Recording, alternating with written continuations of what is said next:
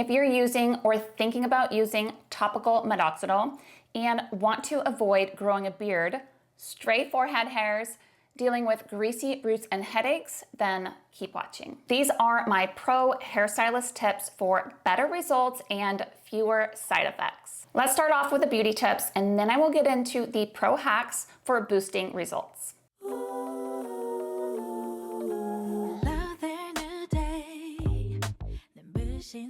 Tip number 1, use a foam, not a spray. If you're using a spray and getting headaches, flaking, itching, or irritation, it's probably not the Minoxidil. It's the propylene glycol, which is the delivery system in the spray.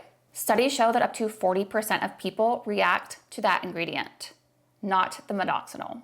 This happened to me. I had terrible headaches in the beginning and I couldn't figure out what it was, and then I put 2 and 2 together and I switched to the foam and they immediately went away. So if you're dealing with any of those symptoms, switch to the foam. It is way less convenient, I get it, but I have found some tools that make it way easier, which leads me into tip number 2. Tip number 2, application and tools. This is how I personally apply it for better control, less mess, and to avoid heavy, greasy roots. I like to section out the hair that I'm going to be working with, and I like to use very small partings so I'm actually getting it on the scalp. For me, I like to go about 2 inches from my hairline back. That is where I am noticing the most recession and less dense hair. I will either use a small dish or the foam lid, and I like to use a spatula to break down the foam. Now, the spatula is a nice little hack. This allows for less mess and better control, so I actually get it on the scalp. I found this small, dense toothbrush on Amazon.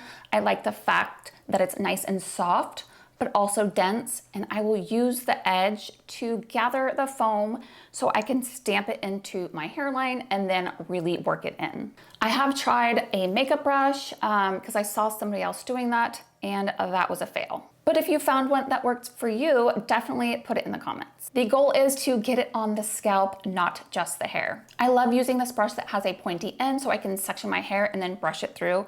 It just makes the whole process go a lot faster. Tip number 3, how to apply it morning versus night. This is my morning application routine. Apply your full skincare routine and your base makeup. Then apply Minoxidil. This is so important because if you apply your Minoxidil first and then you apply your skincare and your foundation and you're mixing your foundation brush around your hairline, you're risking transferring that Minoxidil onto your cheeks and your face and then growing unwanted hairs in areas that you don't want. Always blow dry it in. This helps prevent heavy and greasy roots. A little hairstylist pro tip is I will switch my part the days that I'm applying my Minoxidil. This helps keep my hair from falling flat. For your nighttime application, the same rule applies. Apply your entire skincare routine and then apply your Minoxidil. I also recommend a silk sleep cap or head wrap to prevent pillow transfer. Yes, I know I look ridiculous, but it works. This also helps prevent stray hairs growing on your face. And especially important if you have cats or dogs that you allow to lay and sleep on your bed, because Minoxidil is very toxic to both cats and dogs. So just know that. If you don't want to wear a head wrap or a silk cap, I get it. Just make sure that you are applying your Minoxidil at least 3 hours before you go to bed so it is fully absorbed. Then they're gonna have less transfer to your pillow. Tip number 4, use a powder dry shampoo. Applying the foam daily is going to eventually weigh your hair down. Using a dry shampoo powder is the best way to fluff your hair back up without adding extra weight. I love the R+Co Skyline one, and I will link it if you are interested. Tip number 5, add a peptide scalp spray to your routine. Peptide sprays don't regrow hair like Minoxidil, but they do help support the scalp so the Minoxidil can work better. This can really be helpful in slowing the shedding process that can sometimes, unfortunately, happen when you start Minoxidil. If you're just starting Minoxidil or want to ease into it or help prevent the dread shed, you can alternate the Minoxidil with your peptide spray, and this can really help. I would also recommend blow drying these in to prevent flat roots. Brands that I've personally used and recommend are the Goldwell, the Oribe, the Divi, and the Virtue, which I don't have in front of me. And I will link those below if you're interested in incorporating a peptide spray in your routine. Tip number 6, double cleanse with a cleansing cream. Using a cleansing cream or cleansing conditioner really helps loosen the product buildup that comes from using the foam every day and all your styling products. If you do try this, you will notice that your shampoo will emulsify much better, and you will get way more suds. If you were to go straight in with your shampoo, trust me on this, you're gonna be using way more shampoo because it takes so much shampoo to really get that lather going that I know for me, I end up just applying and applying and applying more shampoo. So my favorite little tip hack is to do the cleansing cream first. And sometimes you don't even need to go in with a second shampoo. That's optional. I really love and recommend the Oribe cleansing cream. Just notice when you use products like these, they actually go on and feel like a conditioner. They do not suds up. So don't be fooled, they are cleansing your hair. If you have fine hair, which you probably do because you're using Minoxidil, then definitely skip the conditioner. Now we're gonna get into the pro hacks for boosting your results. Hack number 1, incorporating red light therapy. This is gonna wake up the sluggish follicles first. It also boosts blood flow before the product goes on. It preps the scalp for better absorption, and it helps with lower risk of irritation. For best results, use your red light on clean, dry skin. Then apply your Minoxidil.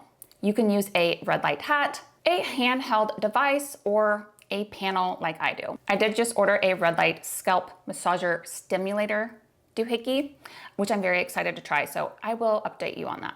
Hack number 2, microneedling once a week to boost absorption. Use a 0.25 or 0.5 derma roller once a week only. This creates tiny little channels to help the Minoxidil absorb deeper and better. I personally only do a tiny amount around my hairline, and I'm super gentle because I don't want to tear my very fragile hair. I personally wouldn't really recommend it on anywhere else in your hairline, but that's just me. You do you. I could just see it doing more damage than good. Now here's the important part. Do not apply the Minoxidil straight after.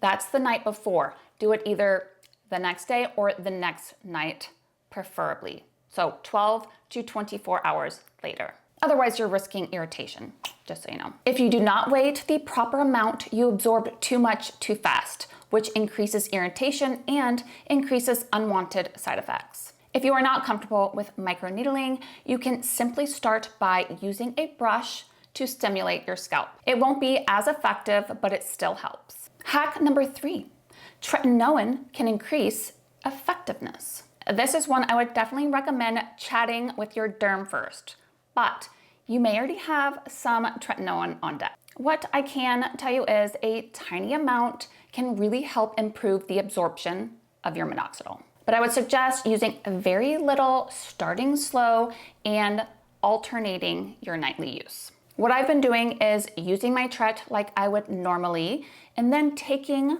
the leftovers that's on my little fingertips and really working it in to my hairline. I have not proceeded to go anywhere else, but really what I'm working on to regrow my hair and get more denser hair is around my hairline anyways. So they do have a combination tretinoin minoxidil prescription, so I've heard. So if that is something you're interested in, definitely make an appointment with your dermatologist. From what I've read and I've been researching is that it's not covered by insurance, so it's probably too much of an expense that at least I would be willing to do. But I am gonna check with my derm next time I go because maybe it's not. Hack number 4, never combine all 3 of those on the same day. If you do, your scalp will be freaking pissed. What I recommend and what I've been doing is daily Minoxidil, red light 2 to 3 times a week, micro needling once a week, and then tretinoin on a separate night. I would love to hear from you guys if you have any tips or hacks that would be helpful to all of us. Drop them in the comments and make sure you subscribe to follow my hair growth journey because I am documenting all of this in real time. I will link my derm and professional tips playlist the ones that have the most helpful information for anybody who wants to go a little deeper into Minoxidil. Save this video for later and share it with a friend who might find it helpful. Thank you guys so much for watching, and I will see you in the next one.